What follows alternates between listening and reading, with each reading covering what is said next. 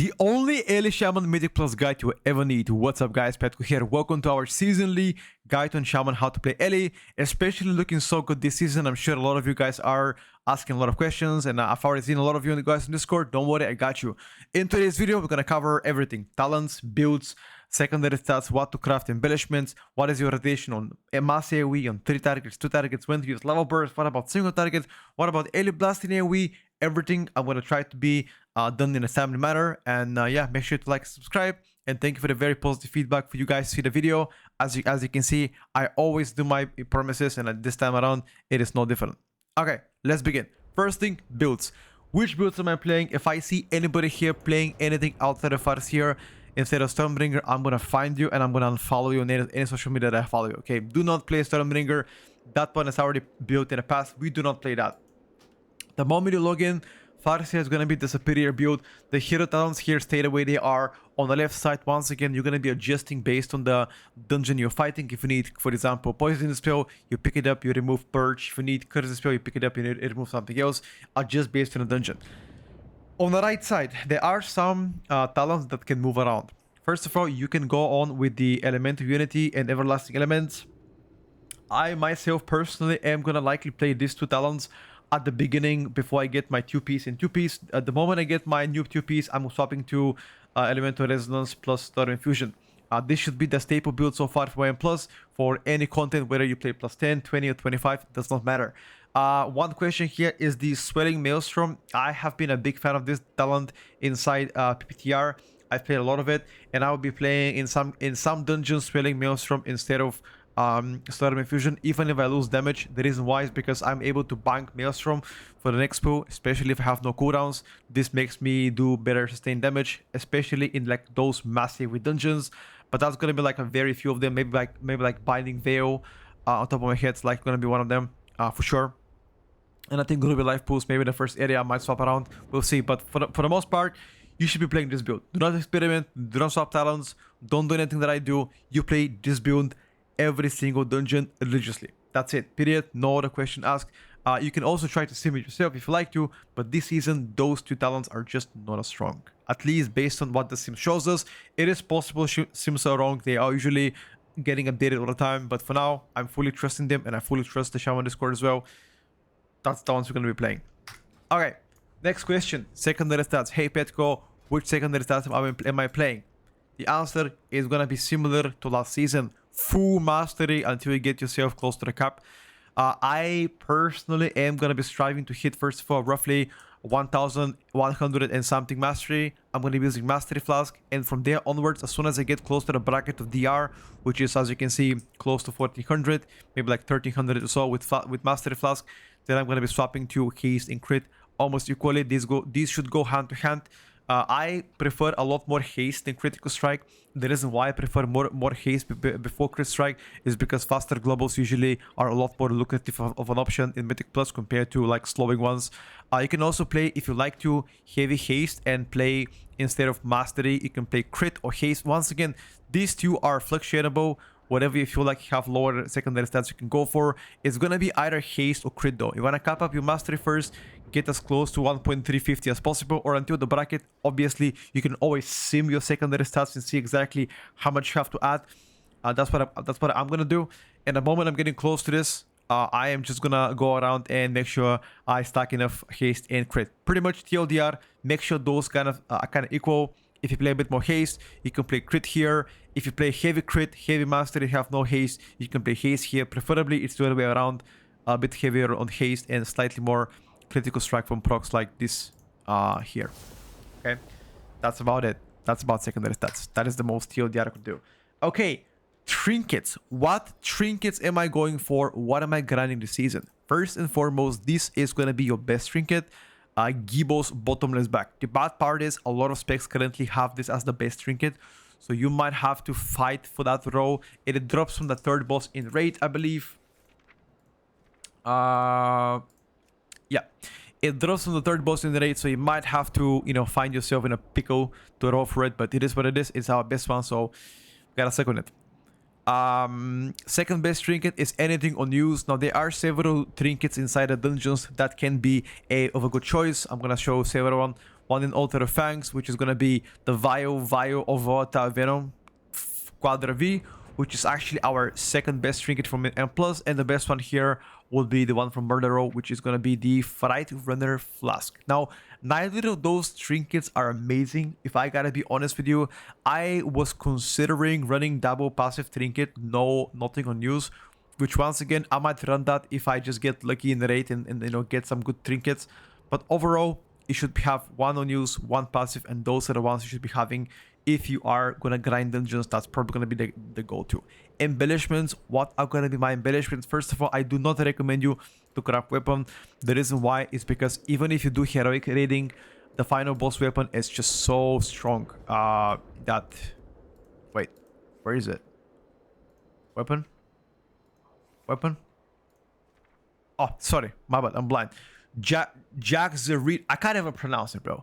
Whatever that is, this weapon here is so strong that it's not worth to craft weapon at all.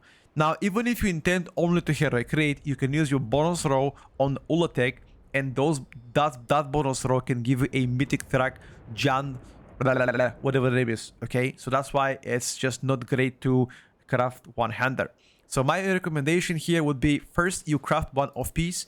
Now you can choose any off piece that you have, for example, low chance of getting: boots, belt, bracer, bag. One of those four. Preferably I get to choose boots or bracers, whatever you have. For example, the lowest, you can choose one of them.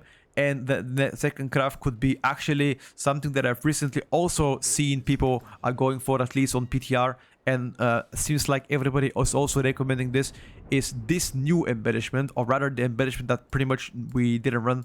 It's called, one second, you craft the offhand, and it's right, this one. It currently is simming the highest, Hunter Ritual Stone. It gives you random secondary stats, right? And it's 15 seconds, 165. That one. I'm so likely gonna be crafting an offhand, hoping to get my dagger and something like boots or bracer. That's gonna be my bet. I'm a bit of an orthodox person, so unorthodox person. So I'm probably gonna craft boots and offhand, seeing the loot that drops from M+, or bracer. Once again, it all depends on which one I get lucky on. So that's pretty much your everything that you have to know before you get to Mythic Plus. Now for the most important question, what about rotation? Petko, I suck at playing Ellie, please teach me. I got you. First thing, I would like to say that Ellie is actually very easy to play. The only min-max part in Ellie is gonna be your tier set. Now, for the people that do not know, read the 4-piece. Now stop the video, read the 4-piece, try to understand it, and now I'm gonna show you the rotation. This is the only min-max potential that you have to do. Okay, so I'm gonna show you first how it works, so you understand it, how it works in practice. The moment you have your Ascendance and Stonekeeper run out, you're gonna get the 4-piece. Okay, let's just use it. Okay, watch this.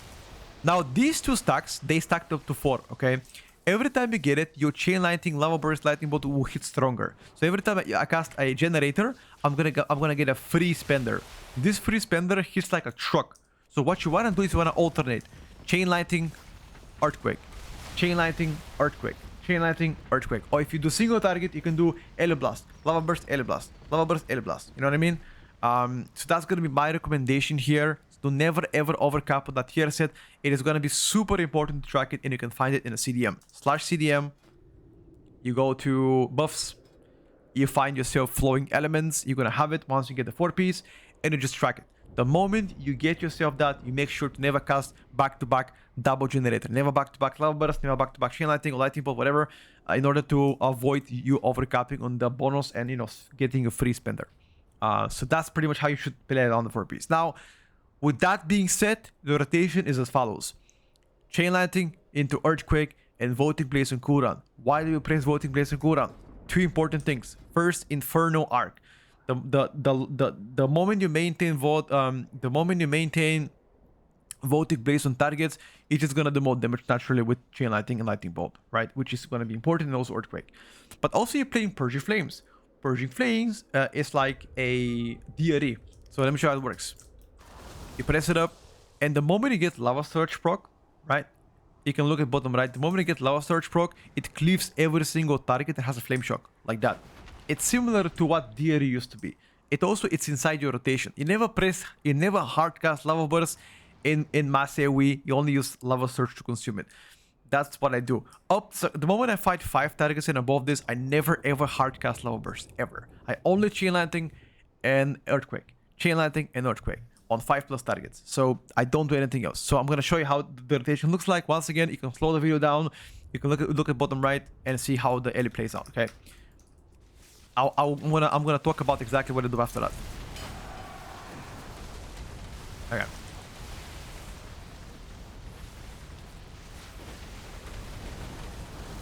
I'm gonna hit the dummies a bit more, and I'll stop and I'll explain one by one once again. This is just purely for you to see how Ellie's hitting like.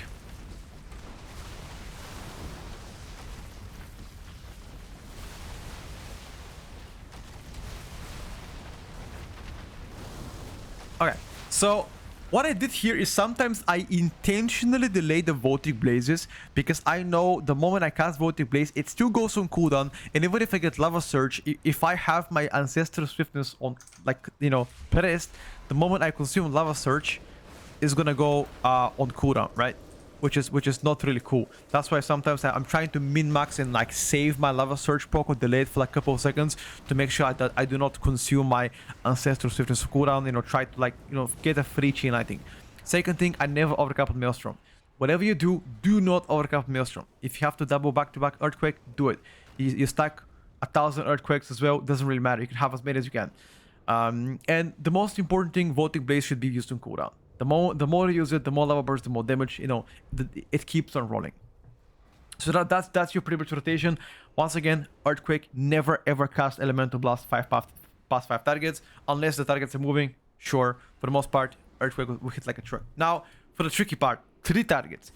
On 3 to 4 targets, here's the only thing that is changing. You still chain lighting, you still Earthquake, but you have to be more careful about your Elemental Blast. Now, for the people that do not know how Farseer works, whenever your Farseer is about to expire, your Ancestor, I'm gonna show you right now. Look, whenever your Ancestor is about to expire, this guy, he's gonna cast Elemental Blast on a random target. Which again, the moment you have that Ele Blast, then you can choose to Earthquake, right? Well, obviously he didn't cast it right now. Once again, let me just summon one more guy. Come on, bro. Cast the Ele Blast. Stop pretending. Come on. He needs to first expire. Come on, dude. Oh my god, I swear this guy didn't cast it. Anyway, so TLDR is your ancestors are spawning so whenever your ancestor is gone, it should cast Elemental Blast on a target, and that Ele Blast counts as you having buffs here, which once again, it's the only reason why you shouldn't be Elemental Blasting on 3 to 4 targets if you have multiple Elemental Blast buff expiring from the guys. If you don't have any of the buffs, if you're fighting 3 to 4 targets, and if you don't have any Ele Blast any Ele Blast buffs, it is actually worth to cast one Ele Blast to maintain the buffs. But if you do have 1 or 2 or more Ele Blasts from the Farseers that expired because, you know, that you just fought, they expired, you have the buffs, you can send Earthquakes. That is the whole dilemma. You still Voltic Blaze, you still consume with Lava Surge. Now sometimes if you Voltic Blaze, and for example you don't get your lava surge by the time the Voltic Blaze is back on cooldown, you can hard cast the Lava Burst, right? So let's say in this sense, if I cast my Voltic Blaze now, and if I don't get Lava Surge in 6 seconds, I'm gonna hard cast Lava Burst to consume my Voltic Blaze so I can cast it again. That is the only time you ever wanna be hard casting Lava Burst in 3 to 4 targets, right? That's it. On 2 targets, you hard cast Lava Burst. On 2 targets, you chain lighting and you do hard cast Lava Burst and you cast Ele Blast. Okay? And remember, up until now, 3 to 4 targets, we decide when to Earthquake, when to Ele Blast. It all depends, for example, you know, what you're fighting, but for the most part here, it's gonna be pretty straightforward. I don't think you can confuse them. Once again, if you want me, I can, you know, go over it again in the comments, but this should be pretty straightforward. To like summarize 2 targets, on 2 targets, all you gotta do is just cast Chain Lightning on cooldown, Voltic Blaze on cooldown. The moment you get proc from Voltic Blaze and you get your Purging Flames, you can hard cast Lava Burst. The only time you hard cast Lava Burst, 1 to 2 targets at a time, and on 3 to 4 targets, you hard cast Lava Burst only if you don't get Lava Surge proc in the window before Voltic Blaze gets to be ready again. In that sense, send it so you can cast Voltic Blaze next time. Yeah, 2 targets, Chain Lightning, Alien Blast, never Earthquake. I wouldn't Earthquake 2 targets, Alien Blast, Chain Lightning, Alien Blast, Chain Lightning, and Lava Burst on cooldown. You send it back to back to back. You don't play Mastered Elements. You don't care to alternate in between. You can have 3 casts back to back Lava Burst. Doesn't really matter. Okay, that's it. Don't overcomplicate it. Don't think about it. Just slam the buttons and you're gonna do damage. And last thing is gonna be single target. Now single target is even easier. On single target, it's even easier. You just press everything. Lava Burst on cooldown up until you have no charges. Voting Blaze on cooldown. Lightning Bolt as a filler. And Ancestral Swiftness on cooldown with Ele Blast, etc. You know, that's it. That's it. It's just Lava Burst, Lava Burst, Lava Burst. If you have no Lava Burst, then you press Lightning Bolt. You press Voting Blaze on cooldown, rinse repeat. Spenders, just to not overcap, rinse repeat. Similar thing with 4-piece. Make sure you don't overcap. If you have your 4-piece on one target, make sure to do the same thing. Like Generator, Spender. Generator, Spender. Because you get a free Spender once you get your Generator to be buffed by 4-piece. That's it. Small FAQ before I let you guys know. I know you guys want to ask me several times. Does it matter if I play Earthquake on a target or Earthquake on location? It does not matter. It does the same damage. Stop asking the same questions. It does the same damage. I like to be on location because it gives you flexibility. You can predict motion of your tank. But if you are not used to it, you can play on target too. Doesn't matter. They will do the Earthquake damage with the same. This doesn't matter what you press. Okay. Second question. But Petko, Ele Shaman is a cap DPS. 20 target cap on Earthquake. I mean, sure, Chain Lightning is capped, but 20 targets is insane. For the most part, you're never gonna have issue unless you're pulling some MDI shit. In that case, you shouldn't be watching this guide. You know, like, come on. Let's be honest. Okay, third thing, and I love this part where people ask me this shit. Petko, how can I maintain my DPS when I'm moving and doing mechanics? Well, there's several things. Spirit Walker's Grace is obviously the only solution here. If you have to move, you press it. Simple as that. Or you can also move during global cooldowns. Instant cast, move a second. Instant cast, move a second. Instant cast, move a second. Ancestral Swiftness as well. Speaking about Ancestral Swiftness, guys, it does not matter. Whether you send it on Chain Lightning, Lightning Bolt, Ele Blast, doesn't matter. It does, just put it on cooldown, bro. I put it on cooldown. I don't give a damn what I cast after that, you know. As long as it's on cooldown to get my Ancestral Summon, that's all it matters to me, okay?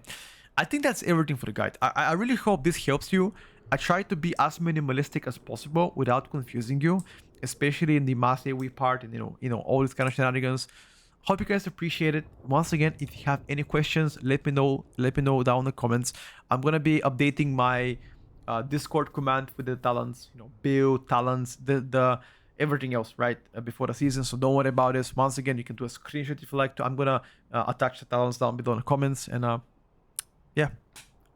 And if you guys are interested also in coaching one-on-one, and if you want to get your Ele Shaman to a better level, make sure to hit me up. We have a Patreon, we have a coaching, you know, one-on-one sessions where we go over and teach people how to play Ele properly. Vote reviews. If anybody has ever been to coaching, you guys can tell the people how the experience was. But overall, I take pride into coaching people because I believe I do my job really good.